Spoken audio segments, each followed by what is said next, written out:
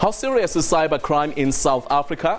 Why is online bank fraud on the rise? Are bank consumers fully aware of the importance of protecting their personal information? Of what importance is the Financial Intelligence Center Act? Well, what time is it? It's question time.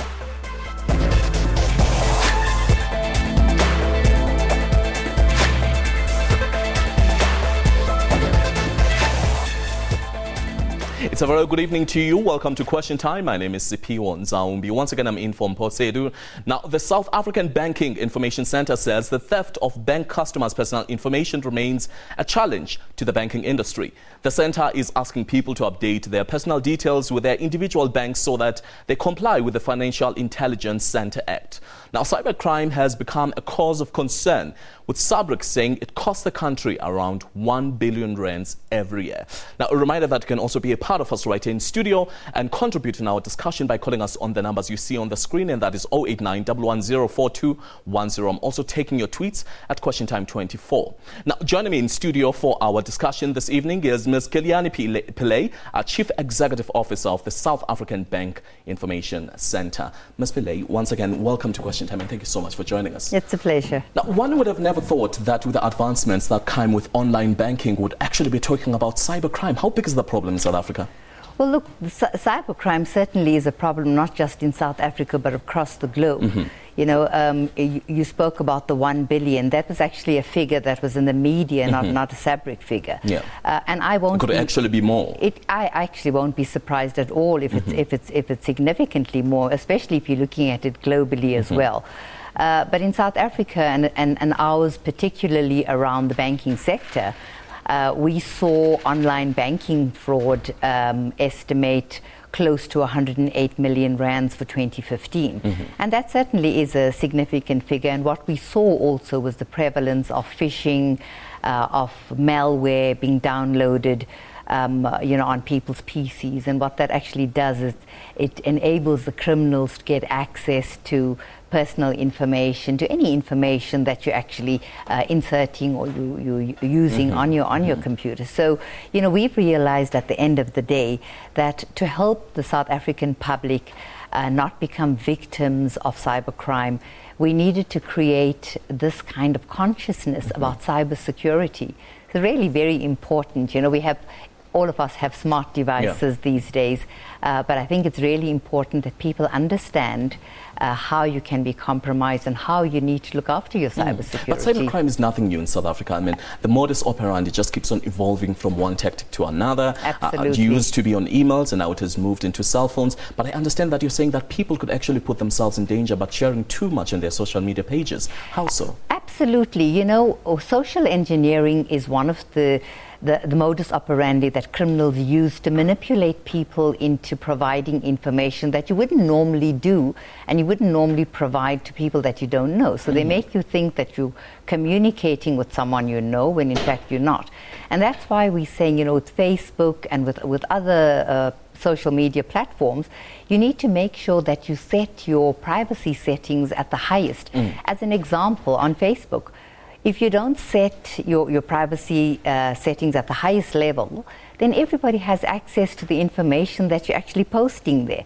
You know, friends of friends, and you don't know who your friends' friends may be and who their friends would be. You know, it carries on. It's a whole vicious cycle at the end of the day. So that's why it's very important to know those kind of things, because what the criminals do is they harvest that personal information and they actually use it in order to gain more information from you. You know, somebody makes a call, they talk about something that's very familiar that you posted on Facebook as an example, or said something to someone on some other social, whether it's Instagram or anywhere, and you immediately become a little bit relaxed because you think you're talking to somebody who knows you. But what kind of information specifically? That's what I'm interested in. What kind of information would actually put me in danger as a customer? Well, anything relating to your personal circumstances. You know, people talk about anything really. You could possibly be talking about some competition that your child won, as an example. And then somebody gets that information, they make a phone call to you. If a stranger was talking to you, you'd immediately be in a different frame of mind. Your responses would be different. It would be curt. But if it's somebody who says, "Oh, congratulations, your son did so well," They got that information from social media because you allowed everybody to see it. Immediately it relaxes you, and it then enables that person to manipulate you by playing on your emotions. Now, there's so many different examples of how it actually happens, and unfortunately time is always never really enough into them. But also there's a different kind of encouragement that comes from your side as banks. Personally, I also get messages and emails that keep on encouraging me to evolve into other forms or platforms of banking. What are the pros and cons of, eventually migrating into online banking? Well, online banking is not an unsafe way to do banking. If you follow all the rules, you can certainly do your banking from the convenience of your home. But I think the important thing is making sure that your antivirus, your anti-spyware is always up to date. But very importantly, when you're downloading and installing that bit of software or antivirus, make sure that you do it from a trusted source. Don't just download it from anywhere. Don't download it from a link on a mail, as an example. The best way to do it is to go onto your bank's website, type in the URL, the address of your bank's website, then download it from there. But I think a couple of other things that are really important, because we're talking about mobile banking, not just on a mobile phone, but any mobile device, any smart device, your tablet, your iPad, your mobile phone. Your mobile phone, yeah. So, keep your screen locked all the time. Use a patterned password, or use biometrics as well if you can, so that nobody gets access to that. Also, one of the very important things we're saying to people is that you must enable the setting to enable you to remotely locate your device. How do you do that? So it's in the settings. You need to go into your settings and enable that particular part of the settings that will enable you to locate your device if it's stolen or if it's lost. It also enables you to change your settings from remotely. So you don't even have to have the device there. It's just these kind of things that we need to be cyber security savvy and conscious. Really very important. But we're also very excited about the fact that we decided to convey our messages to our listeners, to our bankers. Before we get into that campaign, I just want us to delve more into the modus operandi. We can't talk about cybercrime and not look at the fact or the issue, the biggest issue of identity theft as well, because those two are actually linked together. Absolutely. When it comes to recourse for the consumer or one who has fallen victim of these crimes, is there at least justice for the customer? Well, certainly, you're correct. Identity theft manifests in so many different types of crime, and card crime and online banking crime, fraud, all part of it. So if a person becomes a victim to any kind of bank crime, irrespective of whether it's online, whether it's card or whatever it is, firstly, they need to contact their bank absolutely urgently, immediately, 24/7. The call centers are opened all the time. You don't have to wait for the next day or a weekday or whatever. Call the bank call center, immediately stop that card to minimize any further compromise or any further losses. If you find that your mobile device is not working or you're not getting a single, contact your mobile service provider to find out whether your SIM card has been swapped as well, but you can call from another device, obviously. You need to if monies have been stolen from your account, then you need to let the police know as well. And I would urge bank clients to please cooperate with the banks and then to enable the banks to do the investigation. Take care of your devices. Make sure you set your settings at the highest, and make sure that you're not negligent in any way. By not being savvy and not being familiar with all of this, you're actually starting to compromise yourself as well. So very important. All right. Well, you're still watching Question Time right here on SABC News Channel 4. For today, we've got Ms. Kalyani Pillay, CEO of SABRIC, giving us all the details we need to know about, how big the case of cybercrime is in South Africa. Well, I'm also waiting to hear from you. I want to hear your views. The number is 089 110 4210. After the break, we'll continue. Stay with us.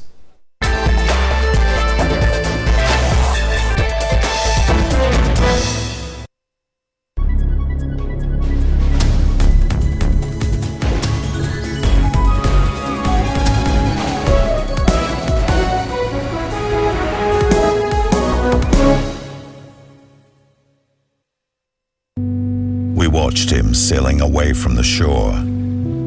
We said this man is looking more like a madman than a fisherman. Every day he went out and touched the horizon. We told him we too had tried, we too had failed. But he was already pushing his boat out again. Calm seas, rough seas, tempests and storms. It didn't matter to him. And when at last he returned, his boat weighed down with his catch, we shook our heads in wonder at his belief in the power of going out and doing the right things right, day after day.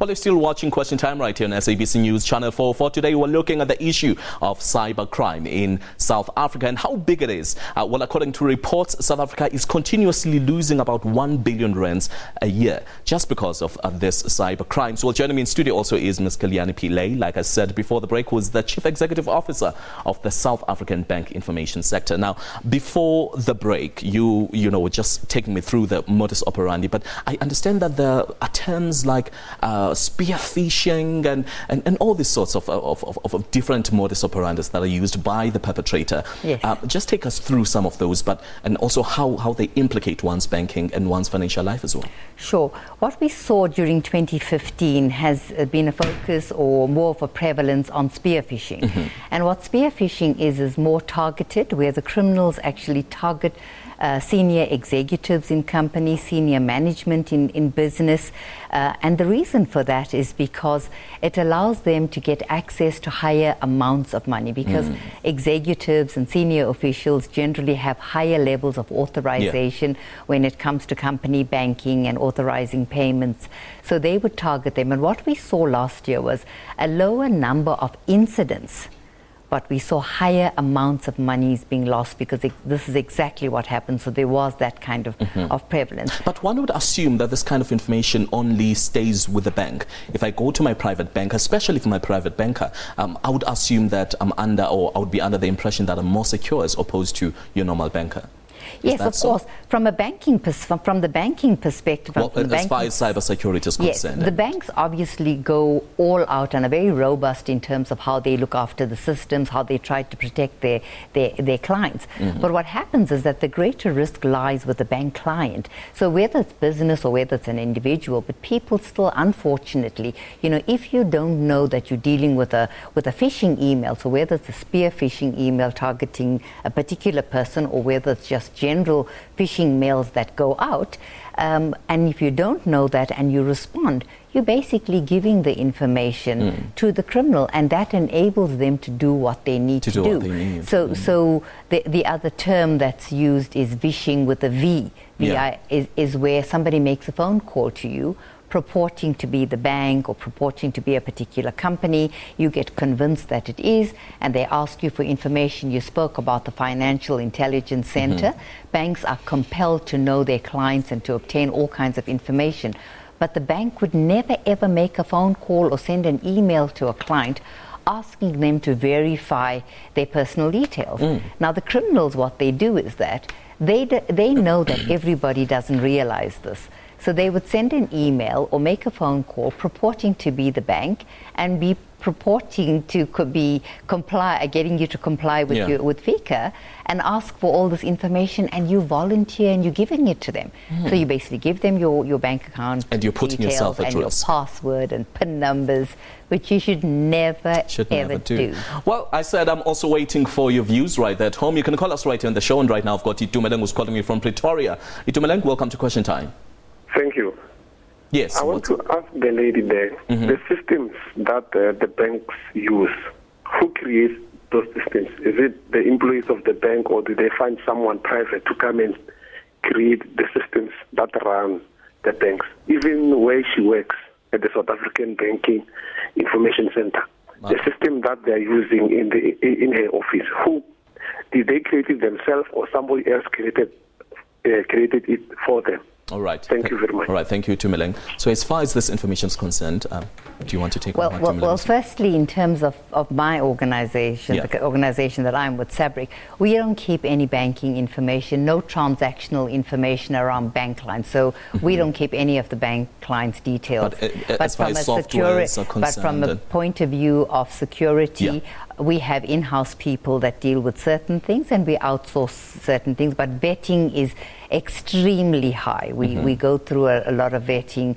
We make sure that the products and the software we use is at the highest standards. We make sure, you know, all the compliance is there, as do the banks. The banks have a number of resources internally, different skills that they employ permanently in their organization. Their chief information officers, their chief security information officers, CISOs and CIOs, all in-house. But of course, when it comes to there's certain resources that are contracted in, there's certain companies that are contracted to provide them with certain services, as in all organizations. But I think one of the things that's really important is that vetting always at the highest level, because I can give anybody the absolute assurance that no longer is cybersecurity something that's just behind as something to consider, that's not on as a priority. Cybersecurity has become a key priority in many organizations today, and absolutely in the banks, where it's on the desks and on the agendas of boards and executive committees all the time. Well, this information sounds too interesting and all too new. I'm just wondering about other consumers who might be watching from home. What kind of initiatives do you have as the bank risk information center to ensure that those who are within private bankers, those who do banking on their own, are well informed when it comes to the scourge? Well, one of SABRIC's mandates is to create industry awareness amongst all bank clients that are part of all the banks that are part of SABRIC, and we have 16 member banks currently. And what we do is we run different campaigns throughout the year, and at the moment we're running the cybersecurity campaign. Which is called Skellum, right? Well, the campaign is actually a cybersecurity one, but one of the things we've done during this campaign is we've launched a character called Skellum. Now, Skellum is a very well-known term in South Africa, and interestingly enough, it's not necessarily an Afrikaans word only. It actually is in the English dictionary as well, and means the same thing. So we're using the character of Skellum to actually convey the message from a criminal perspective. So you get into the mindset of the perpetrator. So saying to members of the public and to bank clients, we want them to understand how the criminal works, how, when there's a vulnerability, how does a criminal get access to your information? Because people often think that the minute money is stolen from their account, it has to be bank staff that actually are giving this information away. We're wanting to let people know that there are so many different ways in which your personal information and your banking information can be compromised. And very often bank clients unknowingly provide this information and allow this to happen. So we want to let people know how the criminal thinks in a very simple sort of way. So please, we're asking people to follow Skellum on Instagram. It's at Skellum_SA. Follow that. You'll see billboards starting to be visible. Yes. So let's just go back to the answer you gave me earlier on about the kind of information when it comes to spear phishing and vishing and all of that. But what kind of information, just for the benefit of the consumers watching at home, what kind of information should I be careful of giving out, especially on the mobile? Well, never ever give out anything relating to your banking information. Your bank card number, your expiry number, your expiry date, your CVV number. Never ever provide that information on an email. Don't email it to anybody ever. What about when you're booking online? If you're booking online, make sure that the site that you're on is a secure site. And what you need to do is look out for things like a closed lock on that website. Look out for HTTPS in the URL.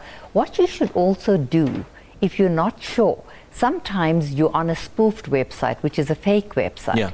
So you take your cursor, use your mouse, take your cursor and hover it over the URL, where it says HTTP, hover it.